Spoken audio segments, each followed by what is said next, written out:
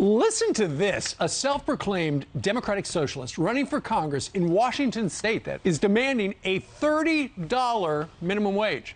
Far-left candidate and squad ally Rebecca Parson calling a $15 minimum wage an antiquated demand, adding, quote, $30 is the floor. As you say your nightly prayers to St. Elon while you fall asleep tonight, reflect on why you punch down on poor people instead of up at your heavenly billionaire. So it sounds like this is another person who has never operated a small business, now wants all employees to make at least $30 an hour.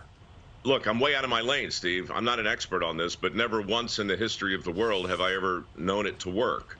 So is it going to work now? I don't think it will. A leftist congressional candidate is making a pretty correct and neutral assessment of where the minimum wage needs to be. And of course, the right is absolutely losing their minds over it. Rebecca Parson, a candidate for Congress in Washington state, is proposing a $30 minimum wage, saying that the current push for a $15 minimum wage is a, quote, antiquated demand. She's absolutely right. The minimum wage has not increased along with inflation. And as I've covered before, if it were adjusted for inflation, it would be $24 an hour, according to the AFL-CIO. So $30 makes a lot of sense when you consider that we've been promised our whole lives that the US economic system cannot be beat and will just keep going up and up over our lifetimes. According to the National Low-Income Housing Coalition's annual Out of Reach report, people working minimum wage jobs full-time cannot afford a two-bedroom apartment in any state in the country. 90% of minimum wage workers can't afford a modest one-bedroom anywhere.